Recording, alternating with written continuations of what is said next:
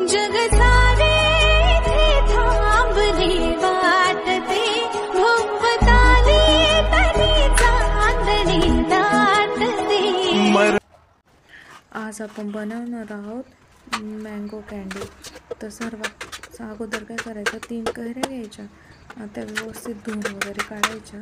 स्वच्छ केलं का त्याच्यावरची साल काढून घ्यायची आणि छोटे छोटे बारीक काप करायचे। मग ते काप आहे ना कढईमध्ये पाणी उकळी येण्यासाठी ठेवून द्यायचं। उकळी आली का पाण्याला ते काप टाकायचे आणि व्यवस्थित शिजून घ्यायचे 5-1 मिनटासाठी। मग ते शिजून झाले का एका चाळणीमध्ये ना गाळण्यासाठी ठेवून द्यायचे। त्यामधलं सर्व पाणी नितरलं का मग त्याच्यामध्ये ना थोडी साखर मिक्स करायची। साखर मिक्स करून 3 ते 4 दिवसासाठी मुरण्यासाठी ठेवून द्यायचे। मग 4थ्या दिवशी आपण बघायचं ते त्या साखरेला पूर्ण म्हणजे असं त्याच्यात साखर मुरून पाणी झालेलं असतं। तर ते पाणी काय करायचं, आपण एका परत चाळणीमध्ये टाकून ना गाळून घ्यायचं। ते सिरप वगैरे म्हणून पण पिऊ शकतो। फ्रीजमध्ये आपण ते स्टोअर पण करून ठेवू शकतो। मग ते व्यवस्थित कँडी व्यवस्थित सुकल्या गेली का मग ती परत वाळत टाकायची।